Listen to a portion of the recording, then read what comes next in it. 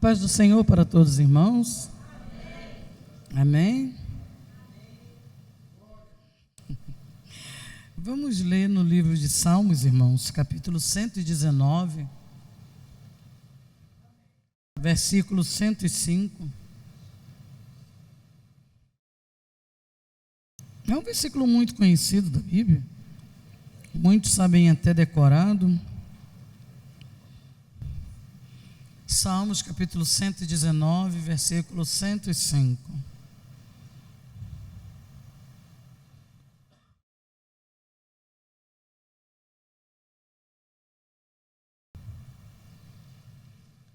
Lâmpada para os meus pés é a tua palavra, e luz para os meus. A minha versão diz assim, eu li essa versão que eu sei que é a que está na Bíblia de vocês. Minha versão diz assim: tua palavra é lâmpada que ilumina os meus passos e luz que clareia o meu caminho. Amém, irmãos, podeis assentar.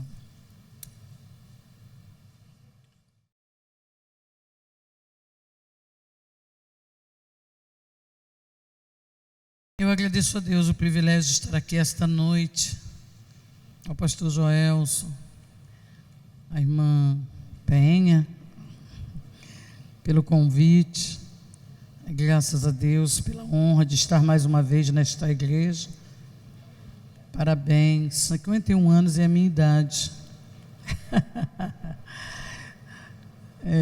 30 de setembro de 70, eu estava nascendo, e é a idade que vocês estão fazendo também. Que Deus vos abençoe. Toda vez que vocês fizerem aniversário, lembre que vocês têm a minha idade. Tá bom? É muito bom estar aqui, gratidão a Deus, a toda essa igreja que tem orado por nós. A última vez que nós estivemos aqui, eu nem fiz as considerações iniciais, que eu não tinha condições mesmo, né? Estava eu e meu esposo numa tribulação muito grande, não que a tribulação tenha passado, mas aquele dia eu falo que o deserto queima, né, irmãos? O deserto faz calor, mas tem dia que o sol queima demais, tem dia que é causticante mesmo o calor do deserto. E na última vez que eu estive aqui foi um desses dias, né? Meu esposo estava ali no banco, meu esposo estava muito ruim mesmo, né? No dia do meu aniversário eu falei lá num vídeo, que foi no dia 28 de agosto, quando a gente acabou de almoçar, estava com meus pais, eu olhei para o rosto do meu marido e vi o rosto dele inchado. Eu até pensei que tivesse sido o bacalhau que ele tivesse comido, algum efeito alérgico. Falei, amor, tu está inchado? E era o rosto, né? Essa parte aqui do pescoço, do rosto. E ficou do dia 28 de agosto, viemos aqui, acho que foi dia 25 de setembro, eu acho, foi dia 25 que eu estive aqui, irmãos, todos os dias do mês de setembro, dia 30 era o meu aniversário, foi dia 28, praticamente um mês antes do meu aniversário, todos os dias do mês de setembro, eu dormia ao lado do meu esposo e acordava. Quando eu acordava pela manhã, a primeira coisa que eu olhava era para ver se o meu marido estava vivo, né? Foi uma luta assim muito grande com médico, com medicação, exames caríssimos, medicamentos caríssimos, e um exame lá diagnosticou, né, uma trombose, a trombose bem extensa, né? Quando eu vim aqui, a gente já tinha um diagnóstico de trombose, mas ele também sentiu uma dor nas costas. E assim, os médicos olhavam, não internavam. E vocês sabem que o meu esposo foi diagnosticado renal crônico, e os médicos receiam muito, né, lidar com esse tipo de paciente, e até de medicar, né? Não é qualquer medicação que um renal crônico pode tomar. E a gente ficou praticamente até o dia 20 e pouco de setembro, indo no médico, meu marido sem nenhuma medicação, inchando. Aquele dia que a gente veio aqui, ele estava muito inchado, ele ainda está inchado. Mas por isso que eu cantei o mês de setembro todinho, eu tinha que cantar. Eu passei o meu aniversário cantando. Eu não tinha condições de falar. É tanto que no dia que eu ministrei aqui, eu nem toquei no assunto, que eu sabia que eu ia desabar assim, emocionalmente não estava bem. Mas vocês oraram, vocês ungiram, vocês foram bênçãos de Deus naquele dia aqui na nossa vida, né? E foi dia 25, dia 30 foi o meu aniversário, numa quinta-feira. Quando foi no dia 4 de outubro, ele tinha uma consulta e fomos ali no Gafré. E quando o médico pegou o exame dele, né, que nós fizemos, aí o médico viu, né, além da trombose, uma embolia pulmonar. Né, então ele foi internado com uma tromboembolia pulmonar. Você sabe que é uma coisa séria, não precisa nem eu dizer que é uma coisa séria. E praticamente ele ficou com isso um mês em casa. O médico falou que o tratamento era extenso, como está sendo, né? Ele vai tomar medicação durante 6 meses, mas tomou um tratamento, né, de choque, assim, as injeções na barriga, 7 dias que ele ficou internado. Mas meu esposo está aqui porque Deus é bom, né? E eu sei que vocês têm orado por nós. Não tem sido nada fácil, né, para ele, para todos nós, para a família, para as minhas filhas, meus genros, mas o Senhor tem cuidado de nós. O Senhor é bom, uma fortaleza no dia da angústia, e conhece os que nele confiam. Então o Senhor nos conhece, Ele sabe de tudo, Ele está vendo tudo. Minha gratidão, não deixem de orar por nós, né, por mim, pelo meu esposo. Ele ainda sente dor nas costas por conta, né, da embolia pulmonar. No dia que estava muita dor mesmo. Ele estava ali no banco se torcendo. E a gente tem caminhado. Foram difíceis os dias, esse mês de outubro. Ele internado, tinha um compromisso de viagem, e é sempre ele que me leva. E mesmo quando eu falo com ele para não vir, mas ele quer vir. Falo, amor, Santiago me leva, que são os meus genros, né? Minha filha também tem carteira, apesar de ainda não ter aquela experiência no volante. Então, às vezes, eu sempre venho com os genros. Aí ele fala, não, eu quero ir, eu quero ir. Às vezes eu fico preocupada, né? Porque ele não tem mais mãe nem pai, mas ele tem irmãs, tem sobrinhas. E eu acho, às vezes, que elas pensam,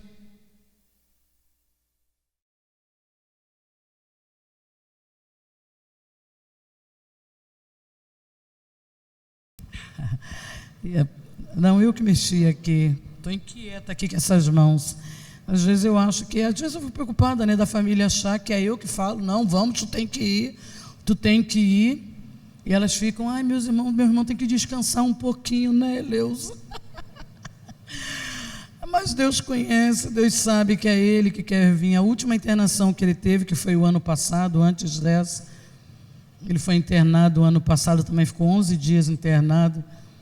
E nesses 11 dias eu saí para ministrar e falava, amor, estou indo, a família está indo comigo, meus genros estão indo comigo. Ele fica muito triste, é a única hora que eu vejo ele muito triste na internação, ou qualquer momento da nossa vida é quando eu tenho que ir, que ele não pode vir.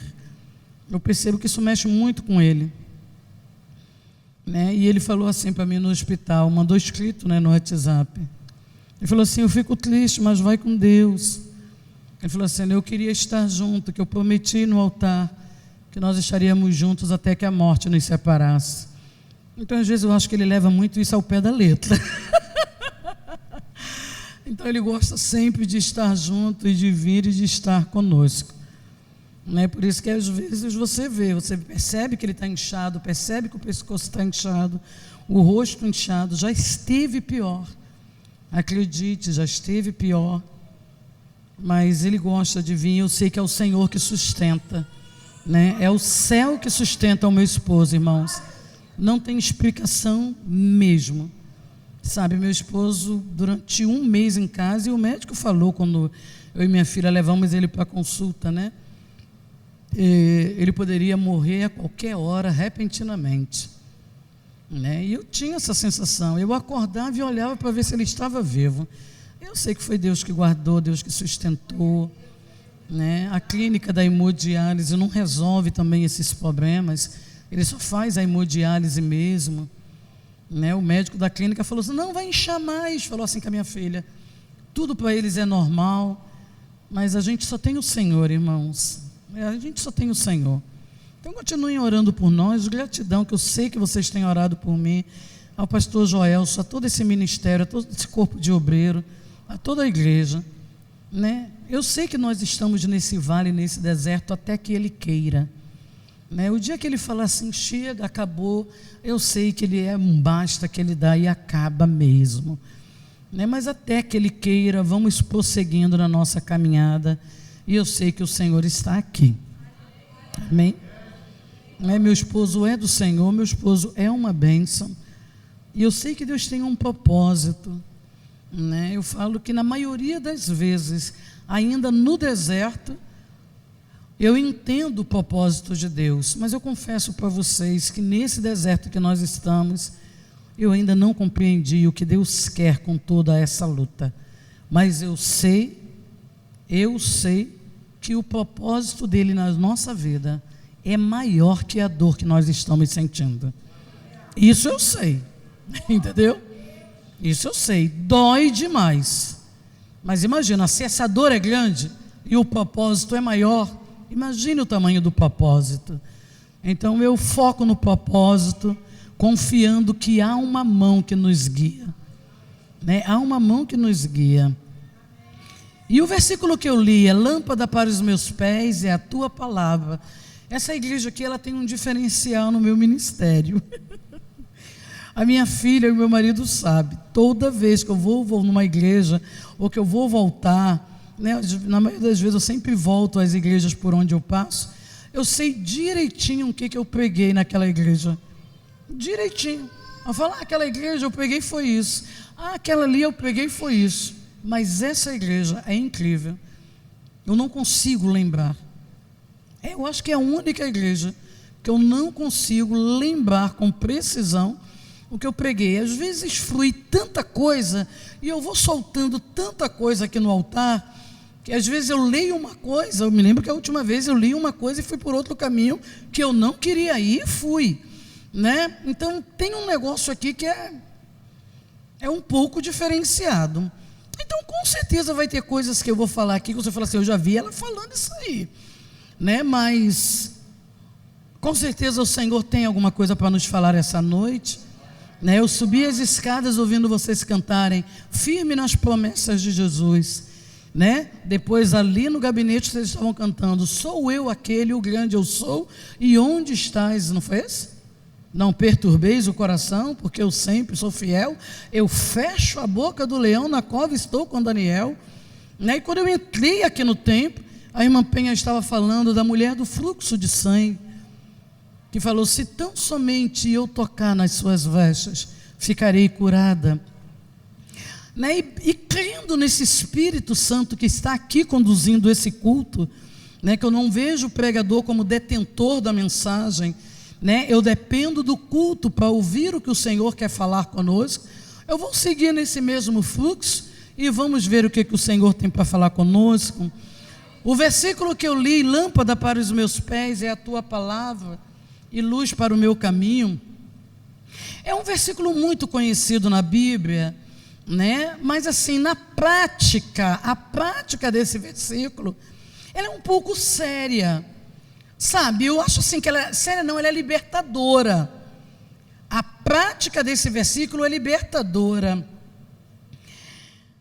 Quando a irmã Penha estava falando da mulher do fluxo de sangue, você lembra que o trecho, não sei se é Mateus ou Lucas, né? Que os evangelistas registram esse milagre, mas eu acredito que foi Mateus, que diz que aquela mulher, quando estava na multidão, ela dizia consigo mesma, presta atenção no verbo, ela não pensava, ela estava sozinha, era com ela, porque geralmente você fala assim, poxa, naquela hora eu pensei comigo mesmo. Ela não pensou não, Se tão somente eu tocar nas vestes dele, serei curada. Não foi o verbo pensar utilizado. Ela disse.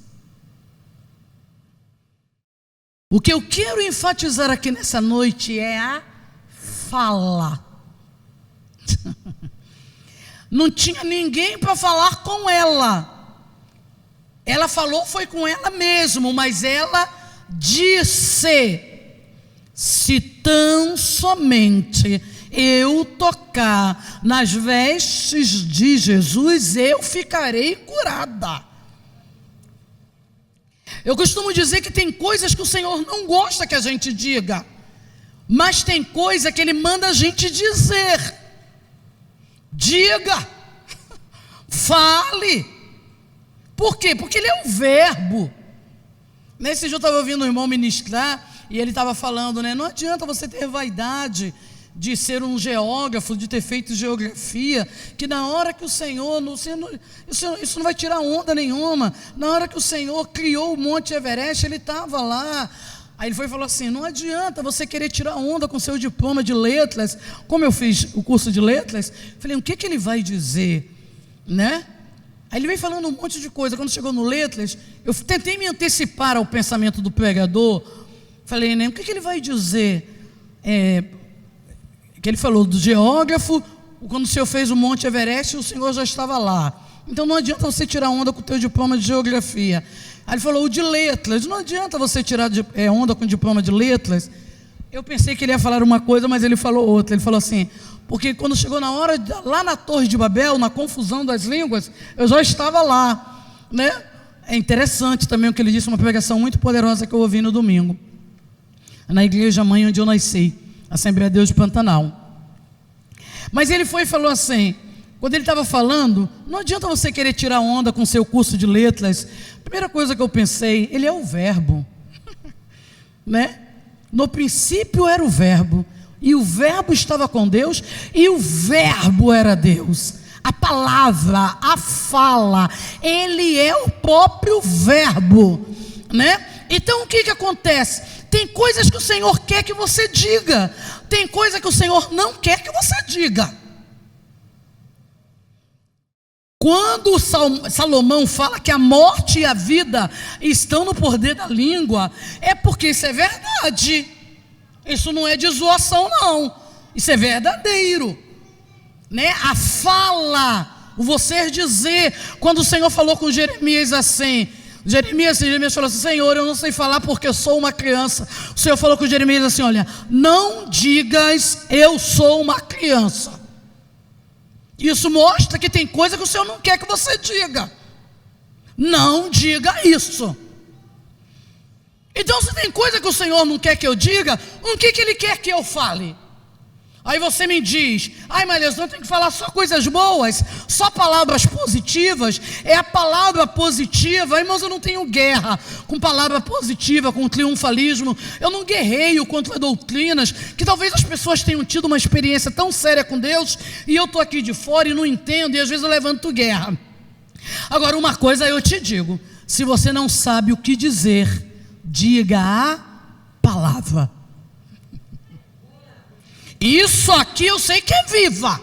A palavra eu sei que é viva.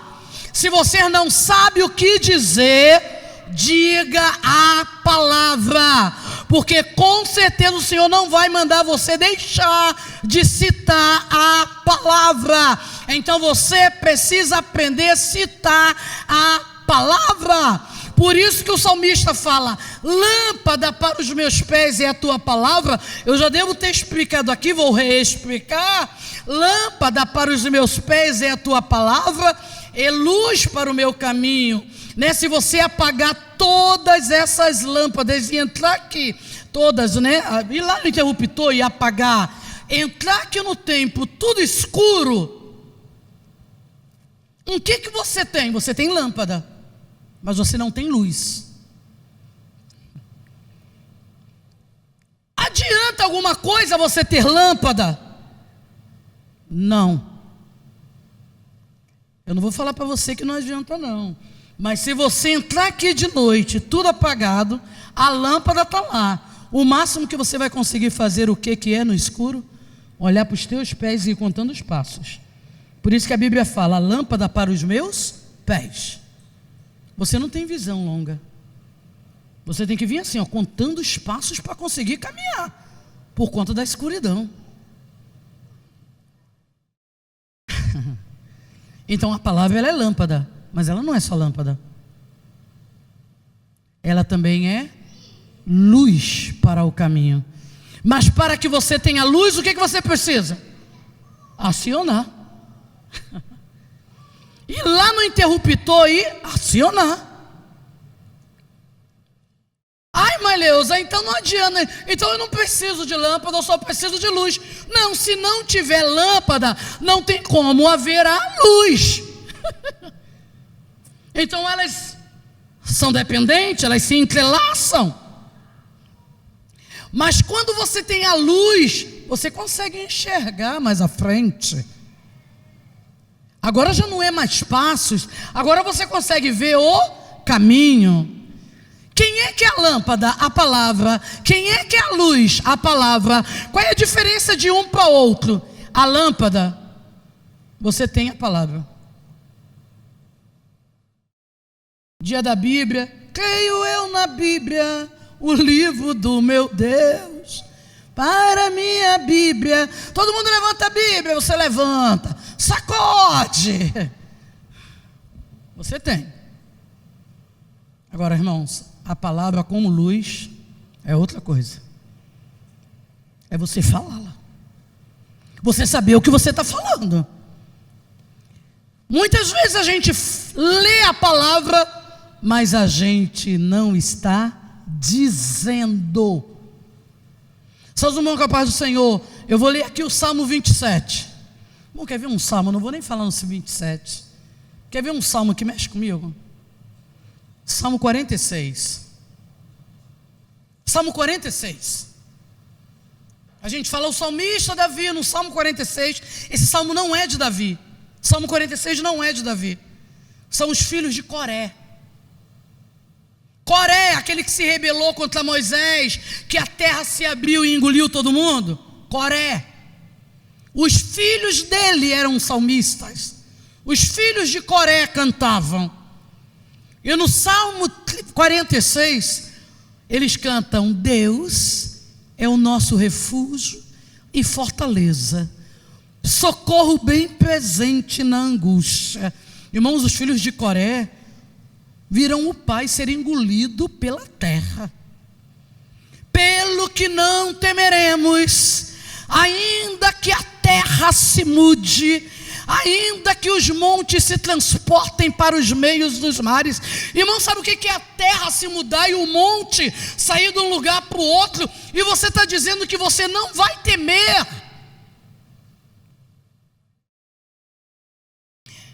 Eu ministro muito na região serrana, né? Eu tenho um carinho muito grande pela região serrana. Amanhã eu ministro até em Guapimirim. Então Guapimirim, Teresópolis, são duas cidades que eu ministro assim com frequência.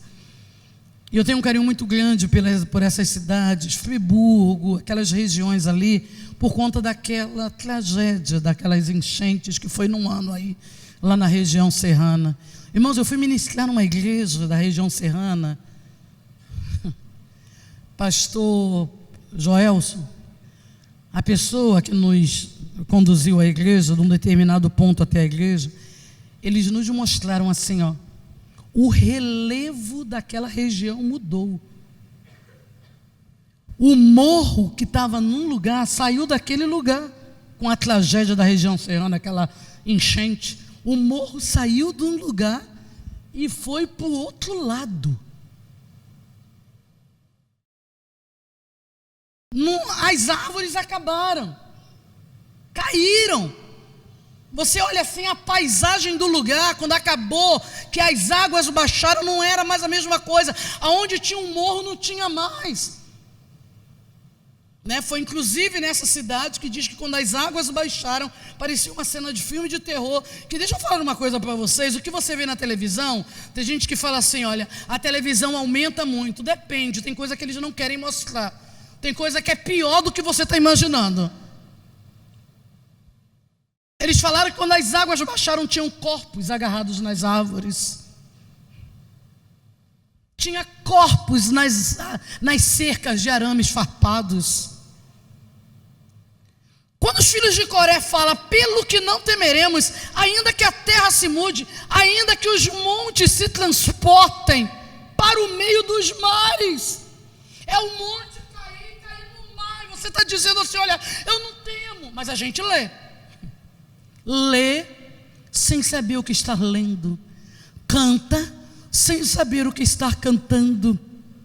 É você utilizando a palavra somente como luz, como lâmpada. Mas quando você utiliza como luz, olha os filhos de Coré: vinde, contemplai as obras do Senhor. Pastor, toda vez que eu leio esse versículo, eu não sei aqui se vocês já fizeram peça, eu fico imaginando aquela cortina se abrindo e os filhos de Coré falando assim, olha, vinde, contemplai as obras do Senhor. Aí a cortina se abre. Aí você pensa que é um paraíso que está do outro lado da cortina? Eles falam, que desolação ele tem feito na terra. Vinde, contemplai o que? Não é as obras de Satanás não, as obras do Senhor. Que obras são essas, filhos de Coré?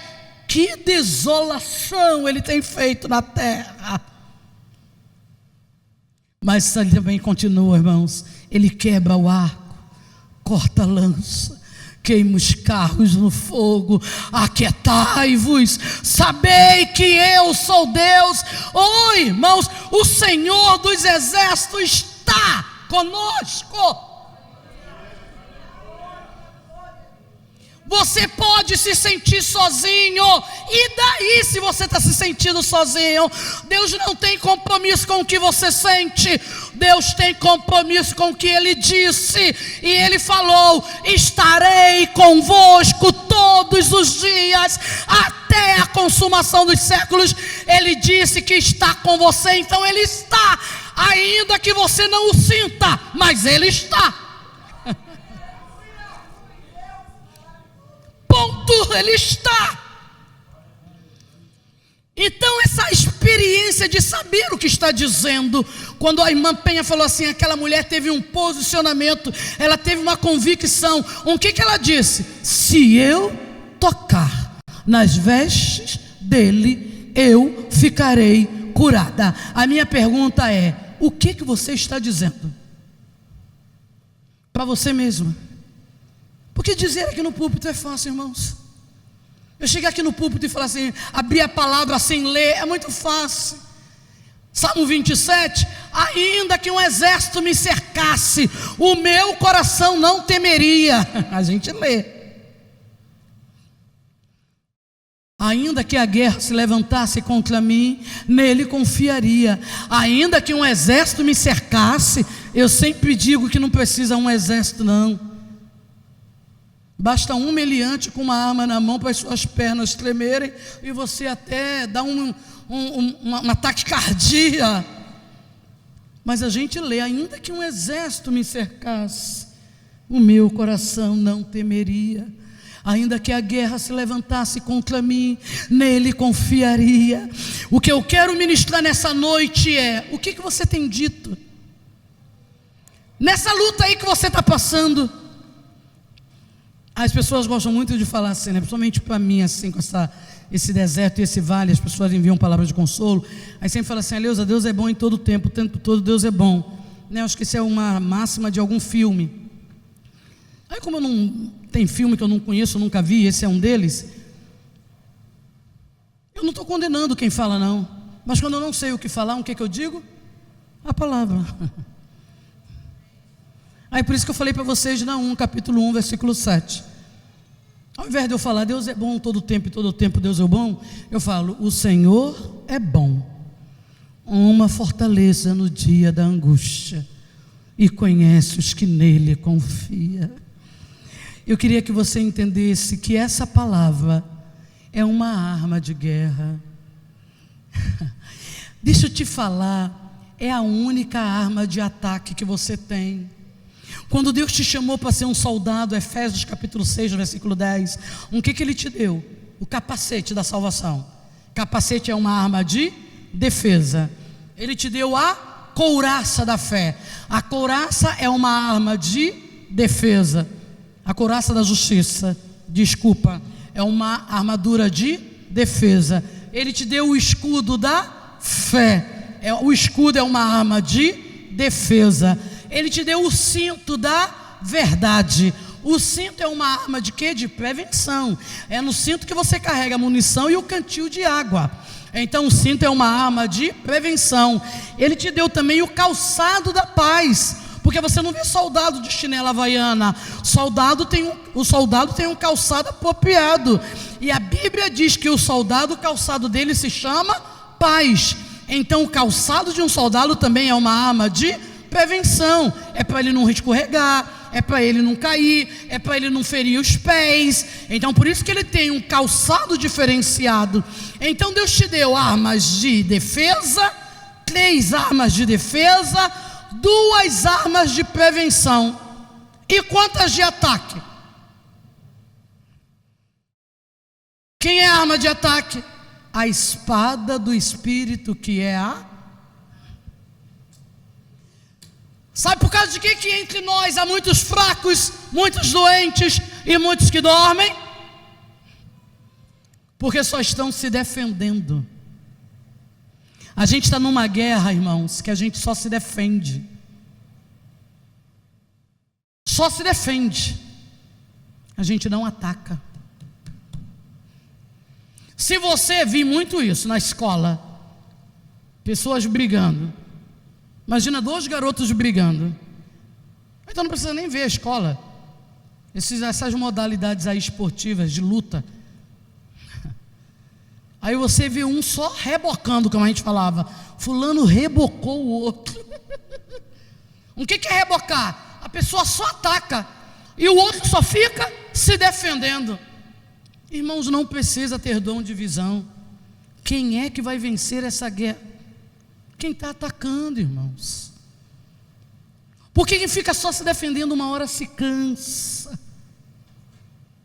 Você só está se defendendo. Mas Deus está falando assim: olha, soldado, eu te dei uma espada. Essa espada é a palavra. Você precisa usá-la. Você precisa atacar. Irmãos, isso é uma coisa tão forte, tão viva dentro de mim. Eu tenho 4 meninas: a Thalita, a Sulamita, a Keila foi minha terceira filha. Então na minha família não tinha caso de bronquite. Eu não conhecia esse negócio de bronquite. Então minhas 2 primeiras filhas que eu tive, elas resfriavam.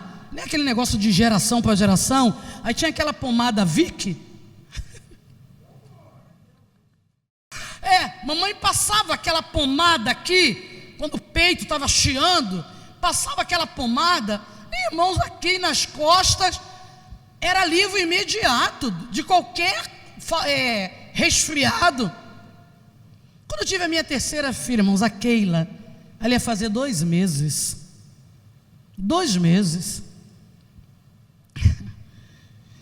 Não tinha telefone, não tinha carro, não tinha plano de saúde, só tinha Jesus. Só Jesus. E eu e meu esposo e minhas filhas morávamos longe do pessoal de casa. Irmãos, a Keila começou com um chiado, dificuldade de respirar. Irmãos, olha Deus, irmãos, olha, Deus é muito bondoso, pastor. Eu queria que você entendesse que a misericórdia do Senhor é a causa de nós não sermos consumidos, porque a sua misericórdia não tem fim. Eu com a Keila no colo, irmão, já o dia todinho, a Keila cansada, 2 meses. Eu falei: Vicky, resolvi o problema de Vicky com as 2 mais velhas. Vicky, peguei o Vicky, irmãos. Jesus do céu. Meu esposo, nessa época, ele trabalhava como motorista, ele saía muito cedo de casa. Meu esposo já estava deitado, dormindo, e eu com a Keila nos braços, no quarto. E a Keila sem conseguir respirar. Não respirava, irmãos. Eu estou pensando que é um resfriado. Peguei Vic, falei: partiu Vic. Irmão, quando eu passei o Vic no peito da Keila, irmão, a Keila, irmão, foi ficando roxa. Eu falei, irmãos, deixa eu falar para você. Eu fui nascida e criada na igreja. Presta atenção no que eu estou te dizendo. A Keila hoje, acho que está com 25 anos, então vamos dizer que tem 25 anos que isso aconteceu. Eu fui nascida e criada na igreja. Mas eu não sabia o que fazer naquela guerra, pastor. Porque a guerra, ela mina tuas forças. Ela não consegue deixar você raciocinar e pensar. Eu não conseguia, a Keila nos meus braços indo embora. Eu só ficava assim, ó, Jesus, Jesus, Jesus, Jesus. E com Keila no braço. Irmão, quando eu passei aquele vi que o negócio piorou, a garota foi ficando roxa, e eu clamando por Jesus. Eu me lembro que era já 3 e pouca da manhã, quando a Keila conseguiu tirar um cochilo nos meus braços. Eu me lembro que eu me deitei na cama, meu esposo ainda estava dormindo. Eu me deitei, coloquei a Keila do lado na cama, não coloquei nem no berço, porque eu tinha medo dela acordar, e eu estava tão esgotada, que eu tinha medo dela acordar, dando mais uma crise e morrer e eu não ver. Então eu coloquei ela do lado. Irmãos, eu me lembro que já ia dar 3 e poucas da manhã, quando eu acordei eram 4 da manhã. Irmãos, eu ouvi, o pessoal diz, né, Madorna, que eu não sei nem o que é isso, mas é aquele... Eu não estava naquele sono pesado, que não tinha como eu tirar um sono pesado. Eu nem apaguei a luz do quarto, eu com a barriga para cima, que eu não durmo de barriga para cima, eu só durmo de bruço, mas eu fiquei de barriga para cima para o sono não pesar. E eu me lembro que eu ouvi dentro do meu quarto uma voz falando assim: não morrerei, mas viverei para anunciar os feitos do Senhor. Irmãos, eu ouvi dentro do meu quarto essa voz. Quando eu ouvi, eu acordei com Keila dando a última crise, pastor, e ela seria fatal. Eu peguei Keila e foi até o dia amanhecer, irmãos, dentro do quarto. Keila, tu não vai morrer, tu vai viver para anunciar os feitos do Senhor. Keila, tu não vai morrer. Aquilo que eu ouvi, eu reproduzi. Keila, tu não vai morrer, tu vai viver para anunciar os feitos do Senhor. Keila, irmãos, foi até o dia amanhecer. Quando o dia amanheceu, rápido, que eu não aguento passar a luta sozinho, eu chamo todo mundo para a minha luta. Eu não sei como é que as pessoas aguentam passar luta sem pastor e sem igreja, irmãos, eu não sei. A pessoa pode até não vir, mas que eu chamo todo mundo, eu chamo. Quando você me vê postar assim nas redes sociais, orem por nós, é porque o negócio está estreito. Quando eu pedir socorro, pode acreditar que o negócio está estreito. Ainda que eu escreva de forma branda, mas acredite que o negócio está estreito. Não é que eu tento escrever, pedir socorro, mas falando a palavra, mas acredita que o negócio está estreito. O dia amanheceu, catei as meninas e corri para a vila onde morava todo mundo, né? Eu tinha que pegar ônibus, fui para lá, amor foi trabalhar, amor saía às 4 da manhã, ele saiu que ele deu a última crise. Aí era dia de ciclo de oração. Quando você me vê em oração, Leusa está no vento. Quando você me vê chegar, assim, ó, consagração e ciclo de oração, irmão, jejua, pode jejuar que a Leusa está num vento brabo. Cheguei no ciclo de oração, era ciclo de oração na igreja. Olha, irmãos, que Deus bondoso, que Deus misericordioso. Cheguei, entrei, sentei com as minhas 3 meninas, a outra estava no pensamento, que lá em casa era assim.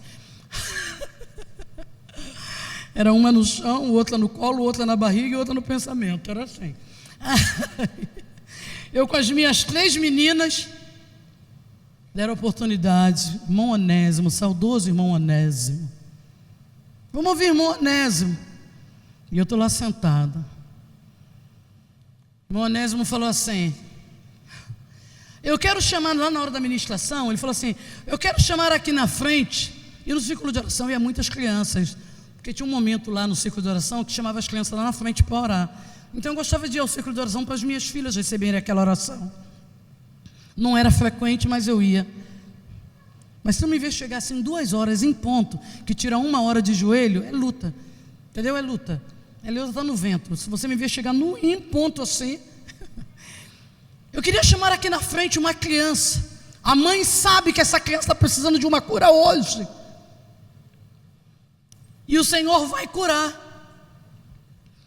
Traz aqui na frente a criança, irmãos. Eu pensei assim, eu acho que sou eu, porque à noite, irmãos, a batalha foi renhida. Eu falei, eu acho que é Keila, eu acho que sou eu. Aí fiquei assim, vou, não vou, vou, não vou. Na hora que eu pensei em ir, uma irmã levantou e foi com o filho lá na frente. Falei, não era eu nada, viu como não é eu? Aí o pastor irmão Onésimo falou assim, pode sentar aqui, irmã, que eu vou orar por você também. Eu quero que a mãe traga a criança aqui. Fiquei, será que sou eu? E o medo de passar vergonha? Ô irmãos, como falta ousadia em nós. Aquela mulher que falou, se tão somente eu tocar na veste de Jesus, ficarei curada. Eu tinha que chegar ali já falando, hoje eu tocarei nas vestes de Jesus e Keila será curada. Eu já tinha que chegar assim na igreja, falando a palavra. Deus, na sua bondade e misericórdia, usa um irmão, vem aqui. E ele insistindo, eu falei, eu acho que agora sou eu. Quando eu pensei em ficar de pé, ele falou assim,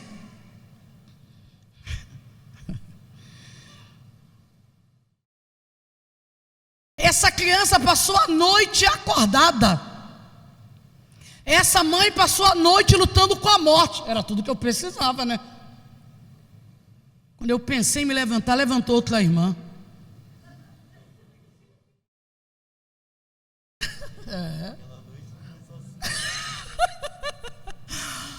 Eu fui, parei de novo. Nascida e criada na igreja, assim, nós temos a tendência de nos acostumar com as coisas de Deus. Esse é o maior perigo, é quando a gente se acostuma com a bênção apostólica, se acostuma com oportunidade, se acostuma a cantar, se acostuma a abrir a Bíblia e ler, sem saber o que está fazendo, né? O corpo está fazendo, mas o espírito não está vivo, fazendo tudo fora do espírito. E a jovem aqui cantou, porque dele, por ele, para ele são todas as coisas. Eu não posso fazer as coisas de mim mesmo, eu tenho que fazer por ele. Aí quando a irmã levantou, o irmão falou assim, pode sentar aí, irmão, eu vou orar pela irmã também. Eu quero que a mãe traga a criança aqui. Que Deus de bondade, que Deus de misericórdia. Irmão, não pensa que não demorou não, que demorou. Aí ele falou assim, eu quero que essa mãe, em nome de Jesus, se levante e venha. Tu crê que eu não fui? Porque eu falei assim, se eu tentar levantar de novo e levantar outra irmã, irmãos, aí ele falou assim, eu quero que todas as mães que estão com filho aqui venham aqui à frente. O Deus que faz tudo para te alcançar.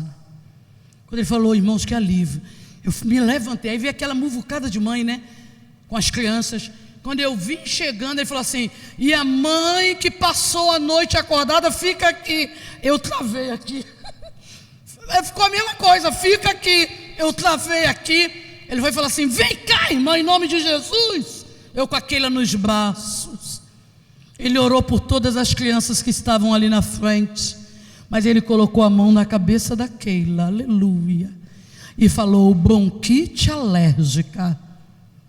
Eu ia matar minha filha, irmãos, porque bronquite alérgica, quanto mais forte o cheiro, maior a crise. Para você ver como é que aquela voz veio em meu socorro de madrugada. Bronquite alérgica, eu te ordeno que no nome de Jesus, vá embora e não volte nunca mais. E acredite, a filha que se lambuza de óleo, de perfume, de tudo que é cheiroso é a Keila, porque ela nunca mais teve crise nenhuma. Acabou o círculo de oração, cheguei na casa da minha tia Lourdes. E contei para a tia Lúcia tudo o que aconteceu de madrugada. Falei, tia, aí eu ouvi uma voz assim, o que eu contei para vocês: não morrerei, mas viverei para anunciar os feitos do Senhor. Quando eu falei assim, tia Lúcia falou assim, Leusa, isso é um versículo da Bíblia. Eu não sabia, pastor. É um antes do 119, Salmos 118, versículo 17. O Senhor, me vendo numa guerra, sem arma, sem espada, só me defendendo com o nome de Jesus, que é a nossa salvação, capacete. Eu só ficava assim, Jesus, Jesus, a morte atacando e eu me defendendo. Na hora que eu tirei aquele cochilo, Deus de bondade e misericórdia bradou, Ele me deu uma espada na mão. Falei, o que, tia? Um versículo? Ela fomos lá na Bíblia, Salmo 118, versículo 17. Não morrerei, mas viverei para anunciar os feitos do Senhor. Eu quero que você acredite no que eu estou te dizendo. Há guerras não, todas as guerras você só vence com a palavra. Você precisa dizer a palavra. O filho está desviado, o filho está afastado. Fale a palavra. Para com esse negócio. Ai, meu Deus, eu já entreguei nas mãos de Jesus. Está na Bíblia isso? Se não tem o que falar, fale a palavra. Então, ao invés de falar assim, ai, meu Deus, eu já entreguei tudo na mão de Jesus, fala assim, olha, entrega o teu caminho ao Senhor, confia nele. Teve um dia que eu falei isso para mim, pastor, porque falar versículo para os outros é muito fácil. Eu olhei para o espelho assim no banheiro, Leusa, entrega o teu caminho ao Senhor, confia nele e ele tudo fará. Teve um dia que eu olhei para o espelho e falei, Leusa, aquietai-vos, sabei que ele é Deus, fale a palavra.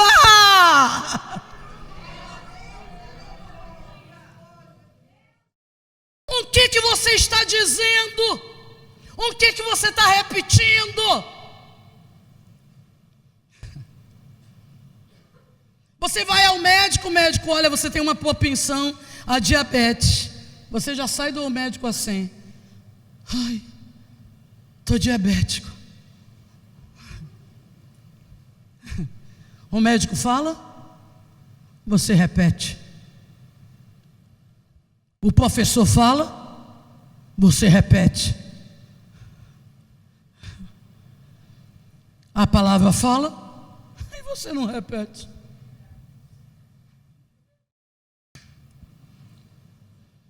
Meu Deus do céu.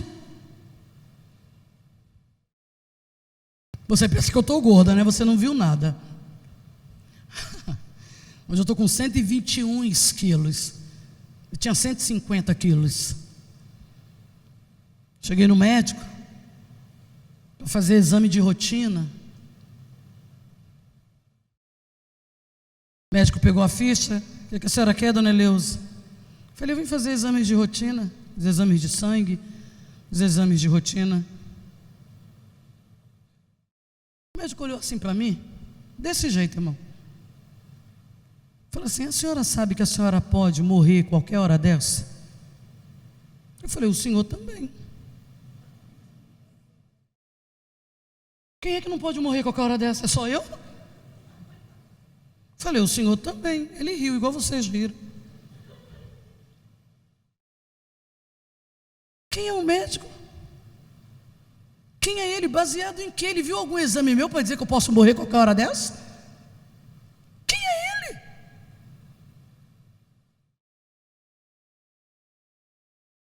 Passou os exames. Eu fui fazer os exames. Isso tem um tempo. Eu só faço o exame cantando. Tem o hino do Voz da Verdade, que eu gosto muito dele.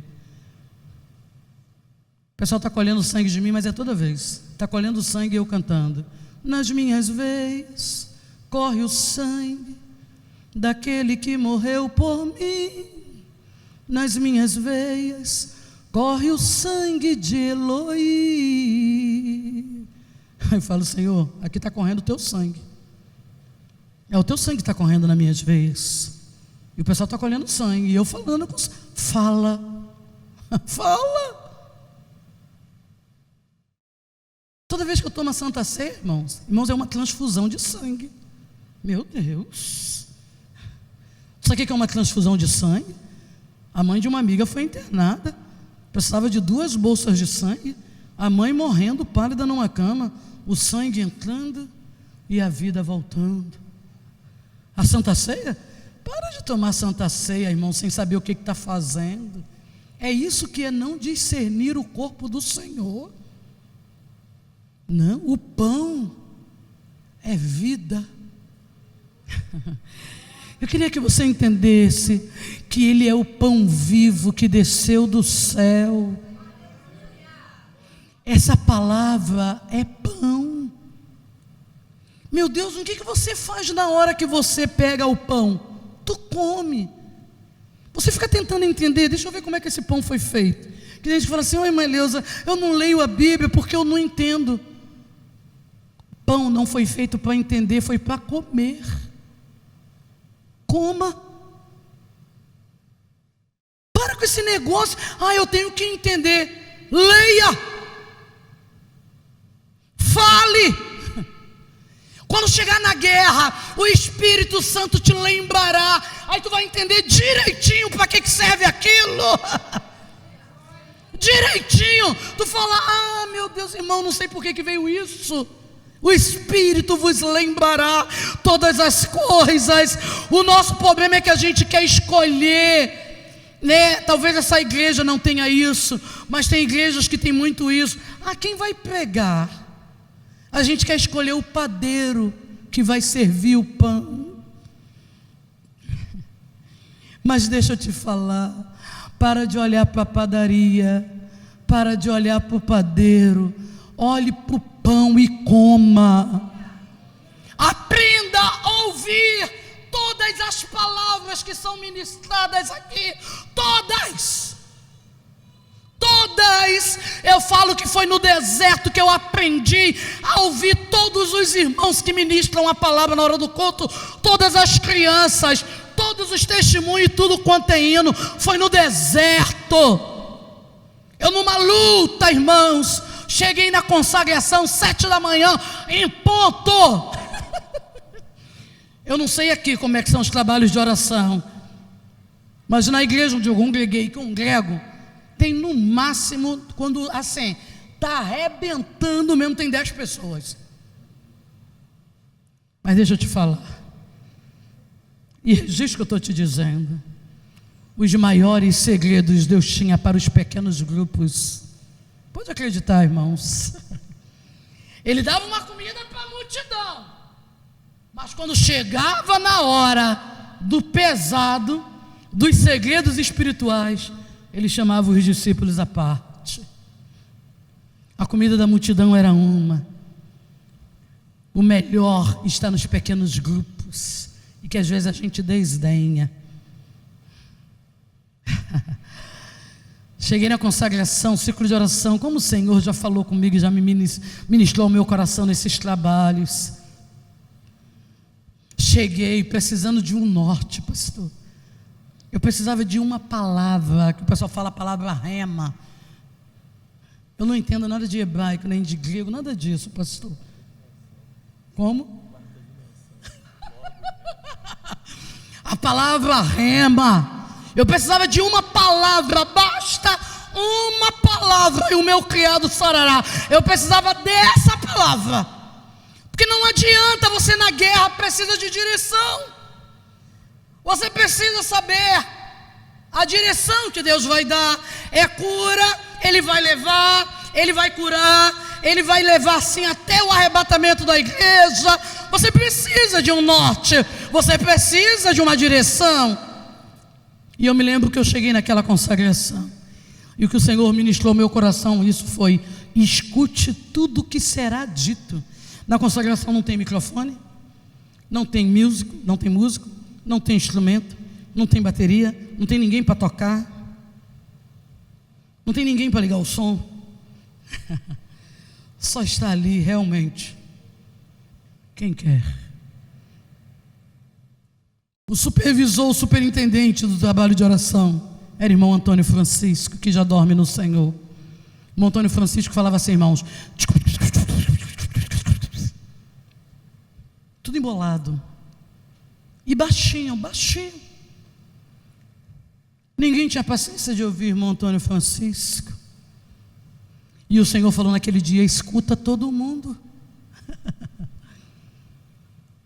Porque às vezes a gente escolhe.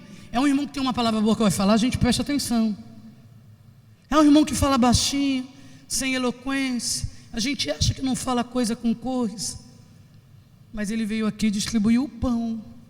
Naquela fala pode ter uma palavra que você precisa, e você perde. A pessoa canta entoado, canta bonito, você presta atenção.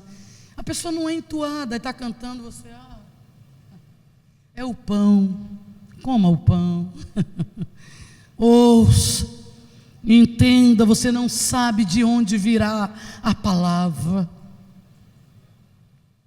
Daqui a pouco, irmãos, olha que Deus lindo. É um salmo também, eu não sei onde está escrito não, mas no meio daquele tumulto todo que o irmão Antônio Francisco falou, baixinho, irmãos, pastor Joel, você tinha que ficar assim, ó, porque o Senhor fala isso, a quem tem ouvidos ouça. Tem hora que você tem que fazer assim, deixa eu ouvir o que esse irmão está falando. Ele está falando baixinho, mas tem alguma coisa aí que Deus vai falar para mim. Eu vim ouvir a voz de Deus, por que eu não vou ouvir Deus falar? Eu vou escolher da boca de quem Ele vai falar para mim. É eu que mando, mas na hora de cantar a gente canta. Ele faz o que Ele quer. Naquela mistura de palavras confusas que irmão Antônio Francisco, com quase 80 anos, soltou, veio esse versículo, que é um versículo, é um salmo. E o meu Deus livrará o seu servo da espada maligna. Tu crê nisso? É um salmo. E o meu Deus, eu tive um pressentimento no espírito na noite anterior de morte comigo.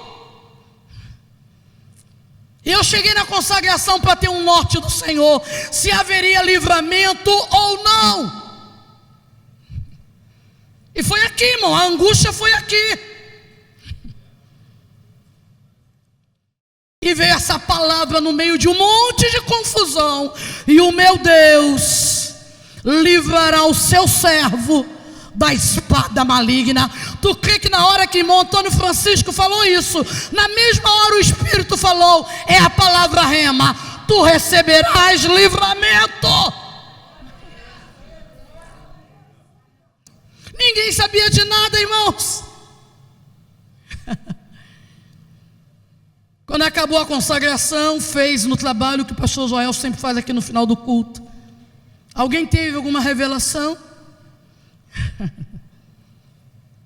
A irmã Rosa falou assim: Aleusa, Deus me deu uma revelação com você.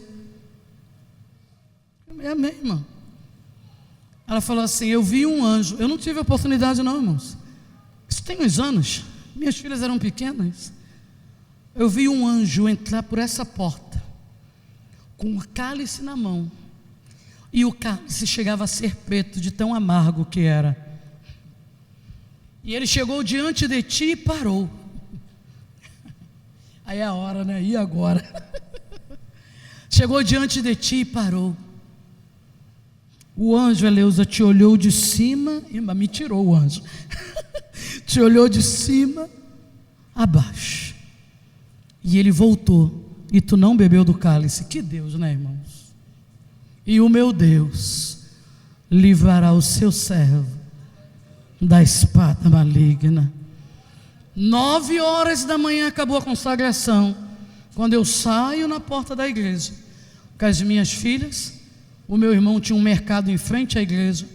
Meu irmão falou: Leusa, mamãe está te ligando, que mamãe quer falar contigo. Mamãe ligando lá em casa, eu já estava na oração. Não estou te falando, quando tu me vê na oração é luta. Mamãe ligando lá em casa e eu na oração, época do telefone fixo. Ela ligou para o mercado do meu irmão Enoque. Tu viu a Eleusa por aí? Que era lá na vila, onde ficava a igreja. Quando eu saí na igreja, Eleusa, mamãe está te ligando. Falei, deixa eu ligar para ela. Liguei para a casa de mamãe. Mamãe, sou eu, Eleusa, está onde? Eu estava aqui na consagração. Eleusa, minha filha, vigia. Eu acordei de manhã. Eu não estava dormindo mais. E eu via você sofrendo um acidente, perdendo as pernas. Mas eu orei. E Deus mandou dizer que já te deu o livramento. Pastor, em menos de 15 segundos, 3 palavras. Mas qual foi a primeira palavra que veio? A espada. E o meu Deus livrará o seu servo da espada maligna. E o meu Deus, aí eu ficava falando isso o dia inteiro. E o meu Deus livrará o seu servo da espada maligna. Olha, irmãos, em nome de Jesus, fale a palavra. Para com esse negócio de dizer o que você não pode dizer. Para de dizer o que não deve ser dito. Fale a palavra. Passei a minha vida profetizando na vida das minhas filhas, na escola, em tudo quanto é lugar. Vocês têm a mente de Cristo, vocês têm a unção do Santo, vocês sabem tudo. Sem a palavra, eu tenho a unção do Santo, eu sei tudo. Sabe como é que eu faço prova de concurso? Eu me assento e falo, Senhor, a prova é em dupla, tu e eu tenho a unção do Santo, eu sei tudo, eu tenho a mente de Cristo, eu sou nação santa, geração eleita. Para com esse negócio de dizer, pastor, eu tenho uma dificuldade de aprender. Você tem a mente de Cristo. Eu já vi irmãs falarem, irmã, ajuda esse meu filho aqui a ler, porque o meu marido é inteligente, mas ele puxou para mim, perto da criança, eu sou burrinha. Está repreendido em nome de Jesus. Que é isso? Eu tenho a mente de Cristo, eu tenho a unção do Santo, eu sou filha de rei. Eu tenho um pai, eu sou filha, eu sou herdeira, eu faço parte de um reino, Ele me ama. As pessoas aqui que têm complexos, qualquer que seja, Apocalipse capítulo 1, versículo 5, aquele que nos ama e em seu sangue nos lavou dos nossos pecados e nos fez reis e sacerdote. Eu me lembro até hoje, eu narro no meu livro Negra, Pobre, Gorda e Crente, eu narro essa história, quando eu estava na concha acústica, né? Sei lá o nome da concha, da UERJ, é uma concha acústica mesmo, da UERJ, que cabe 1000 pessoas ali. Eu ainda não tinha passado para o UERJ não, eu estava estudando para o vestibular. Eu conto isso no meu livro Negra, Pobre, Gorda e Crente, oriunda da Baixada, oriunda do Pantanal, filha de um pai com 16 filhos, 12 vivos, oriunda de escola pública. Deus me mandou voltar a estudar, eu sem condições alguma, com 4 filhas pequenas, 30 e poucos anos, eu imprimi uma prova da UERJ, eu tentei fazer, eu não consegui fazer uma questão. Por que, Leusa, você não sabia? Pior que isso, eu não entendia o que eles estavam perguntando, mas quando Deus fala contigo, vá, Ele vai te habilitar e te capacitar, Ele vai te ensinar, e eu te ensinarei todas as coisas, e Ele ensina, é só você se aplicar. Inclina o teu coração.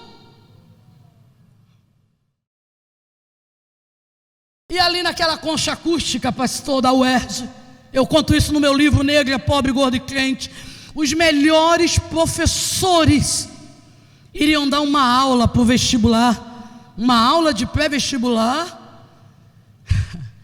E eu me lembro que foi o professor William Campos de História. O professor William Campos deu, se você pegar livros didáticos do ensino fundamental e médio, quem escreve os livros de história, na maioria das vezes, é o William Campos. Ele quer dar aula de história nessa concha acústica num ano aí, quando eu estava prestando vestibular. Eu conto no livro Negra, Pobre, Gordo e Crente, que no momento não tem, que está esgotado. A gente está indo para a 10ª edição, mas eu não tenho mais esse livro. E tinha um outro professor de geografia, que eu não vou falar o nome dele, mas o professor William Campos deu um aulaço de história, e o professor de geografia deu outro aulaço. Quando a gente da Baixada descobriu que estava tendo essa aula, foi na época do governo Benedita da Silva, ela que era governadora do estado do Rio. Quando a gente soube que estava tendo essa aula na UERJ, já estava acabando, porque quando a informação chegava na Baixada, já estava acabando o curso. Eu não sabia nem como chegar ao UERJ, que é uma coisa que pai e mãe tem que fazer aqui. Vá com seu filho, vá com seu filho aos lugares que você quer que ele almeje, passeie com ele e fale a palavra. Meu filho, você vai trabalhar ali. Meu filho está vendo aquele avião ali, Deus vai te levar para outras nações. Meu filho, você é embaixador do reino. Embaixador vai para outras nações. Você é embaixador de um reino. O reino precisa de você em algum lugar. E eu estou te abençoando e te liberando para ir, porque você precisa representar Deus em algum lugar, porque você é embaixador do rei. Cheguei ao UERJ, me sentei, pastor. Eu vou encerrar com essa história que eu falo demais, né? Eu me assentei, estava eu, até hoje me emociona, tem coisa que eu falo e me dá vontade de chorar. Eu não consigo ainda fazer a revisão desse livro, de tanta dor que eu sinto. Não consigo.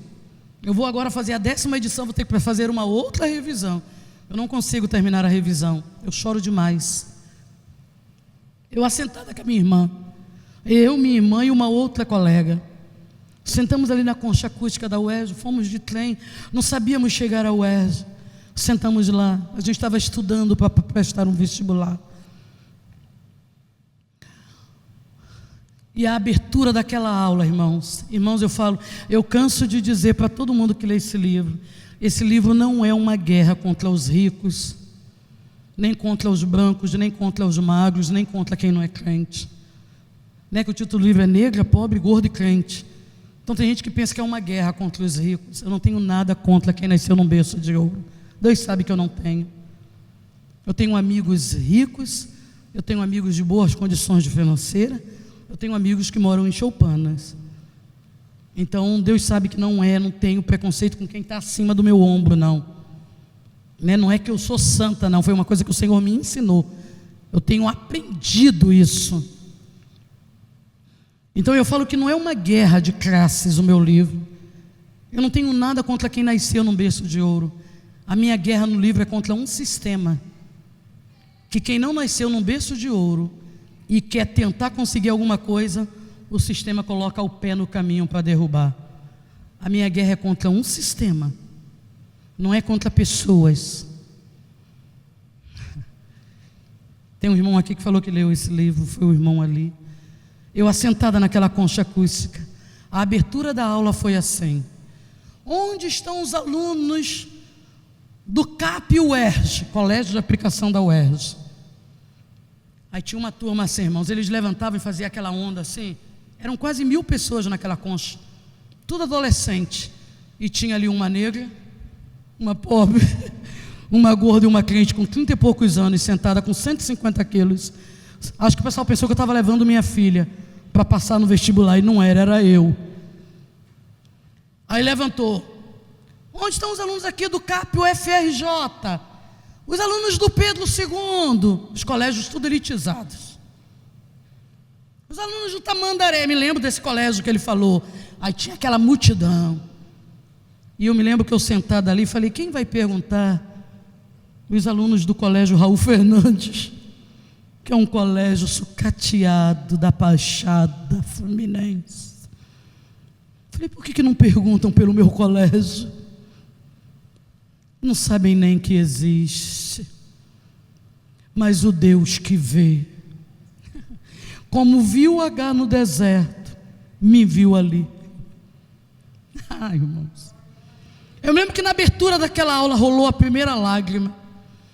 Quando chegou a hora do professor de geografia da aula, ele virou para aquela turma, quase 1000 jovens, e falou assim: quando você não souber o que responder numa prova de geografia, que tinha muita prova discursiva, você coloca assim, segregação. Ele falou, essa é a palavrinha da moda. Foi um aulaço que ele deu. Segregação. Ele falou assim, deixa eu explicar uma coisa para vocês. Segregação é a palavra da época. Por que vocês acham que as universidades foram construídas em locais de difícil acesso? Olha a fala, pastor. Eu estava ali. O sufoco que eu passei para chegar na UERJ. Por que vocês acham que as universidades públicas foram construídas em locais de difícil acesso? Ele mesmo deu a resposta. Para chegar só quem tem dinheiro ou quem tem carro. Elas foram construídas em locais de difícil acesso, para o pobre não chegar. Ele falou assim, vamos ver a UF depois da poça, a rural, uma viagem que tem que se fazer. Irmãos, pastor ele falando, ô Espírito Santo de Deus, e eu sentada ali, as lágrimas caindo. É um gigante muito forte para você lutar, irmãos. Não tem como vocês ir no teu nome não, nem na tua força não. Não tem. Tem que ter uma arma. Tem que ter uma arma. Tem que ter. Não tem como vocês sem a espada. Pode deixar. E sem o Senhor dos Exércitos não. Tem como não. Tem como não. É um gigante muito imenso, irmãos. Aí ele falou assim, a UFRJ, irmãos, eu moro em Caxias. Ele falou assim, em pleno século 21, ônibus só sai da Baixada para a cidade universitária de 1 em 1 hora. Ele falou assim, você acha por causa de quê? Para o pobre não chegar.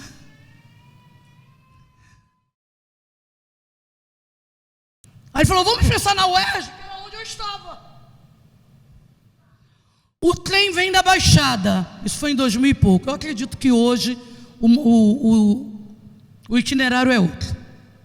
Mas eu fiz a faculdade todinha com esse itinerário, que eu passei para a UERJ.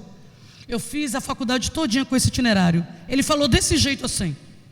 Eu acho que hoje mudou, mas eu não tenho certeza também não sei não. Para no Maracanã? Não, ele não para na Mangueira. Então para no Maracanã. Não tem mais. Preste atenção. Ele falou assim, o trem vem da Baixada, passa na Mangueira, vai direto. Irmãos, eu estava no trem, toda vez que eu ia para a faculdade, eu lembrava dessa aula. Eu estava no trem, eu passava via UERJ aqui, ó, mas o trem não para.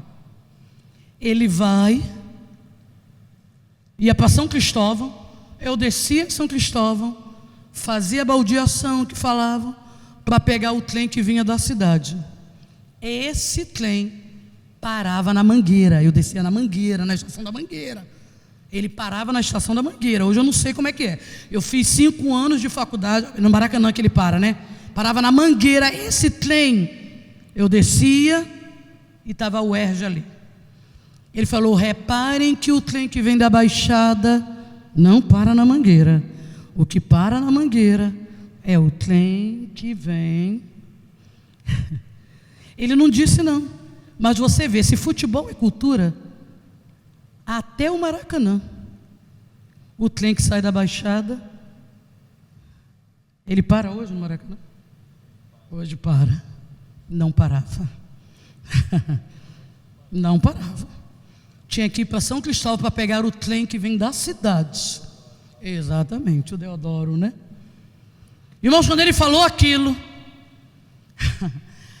aí eu entendi que era de propósito. Falei: então é de propósito isso? Então o negócio foi feito para eu não chegar. E a aula correndo. Aí ele foi e lançou a palavra que eu precisava. Falou para aqueles jovens elitizados: eu estou contando essa história de segregação para você. Foi desse jeito que o professor falou. Para vocês entenderem que essas universidades foram construídas para vocês que estão aqui. Quando ele falou isso, irmão, aquela turma levantou assim. Só que ele não sabia que tinha 3 garotas da Baixada no meio da elite. Quando ele lançou a palavra: tu tem que saber que essas universidades foram construídas para quem está aqui. Na mesma hora eu falei: peguei. É minha. Foi construída para quem está aqui. Eu estou aqui, peguei. Eu não perco palavra de bênção lançada. Pode não ser para mim, mas o verbo se fez carne. A palavra chegou. Eu falo, não importa quem disse, ainda que seja o samaritano, eu pego a palavra.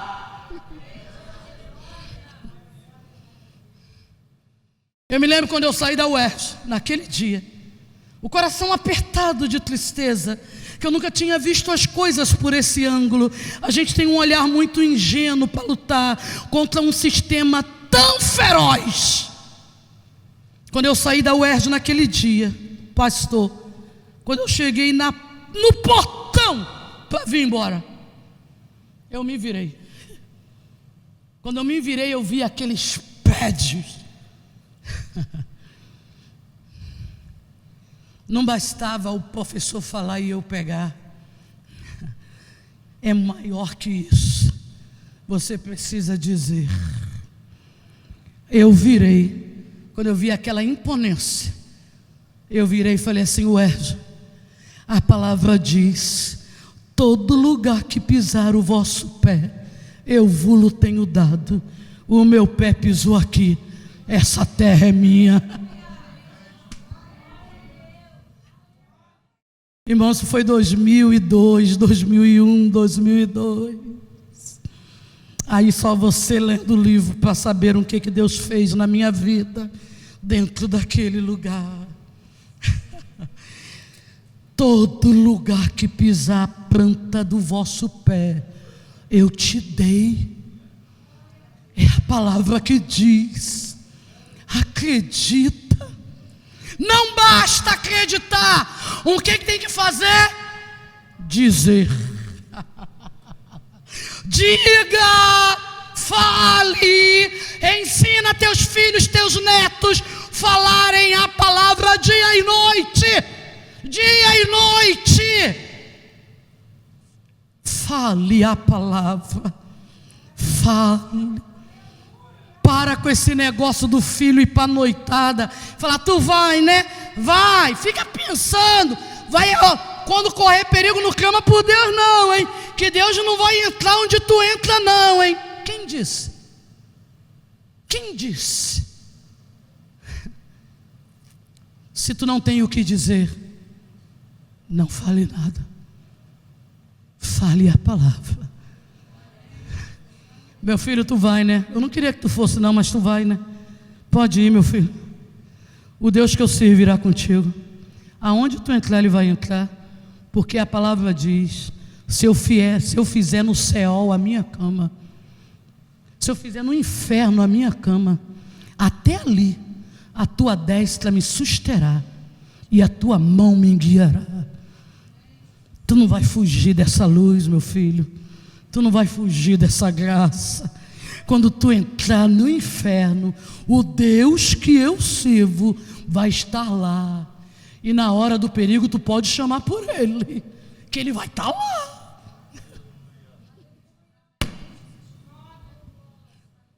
Tem o que dizer não? Não fale nada. Diga a palavra. Ela é luz. Ela é luz. Que Deus abençoe essa igreja.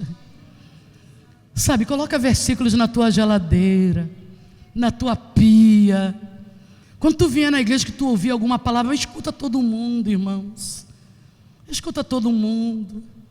O irmão mais velhinho, mais idoso que estiver aqui falando baixinho, Deus vai liberar a palavra de vida para você.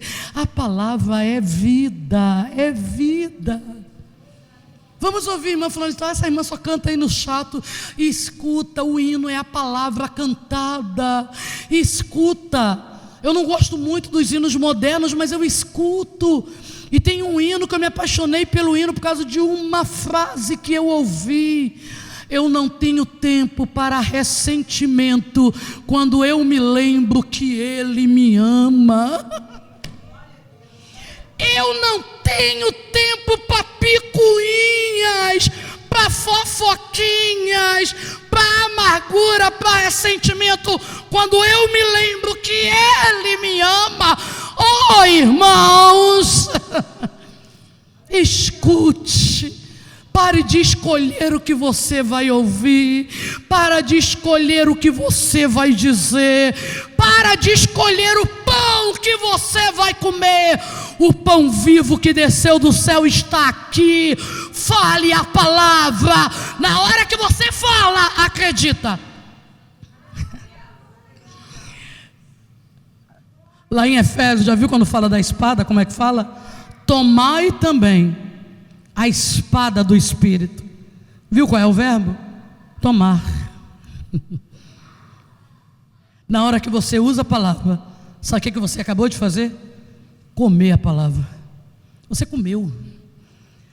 Ela não está mais aqui para ser servida, ela foi comida. Porque agora você colocou em prática o que você só ouvia. Fale a palavra. Teu filho dormiu, vai lá, meu filho. A Bíblia diz que tu é minha herança. Minha herança não.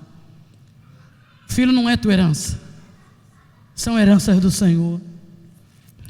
E você sabe que uma herança, para ser recebida, a pessoa tem que morrer. O seu filho é herança de alguém que está vivo. Cuidado com o que você diz. Olha a forma como você cria. Filho, você é herança do Senhor. E eu sei que Papai do céu vai te achar, porque a palavra diz que eu e minha casa serviremos ao Senhor. Se a palavra diz, eu creio. E a palavra diz, crê no Senhor Jesus que vai ser salvo tu e tua casa. Se a palavra diz, eu creio, tu serás salvo. Eu creio. Fale a palavra. Se tão somente eu tocar nas vestes de Jesus, eu ficarei curada. Que Deus vos abençoe, que Deus vos guarde. Amo ministrar a palavra para vocês, porque como o Senhor traz cura para a minha vida. Que Deus vos abençoe em nome de Jesus.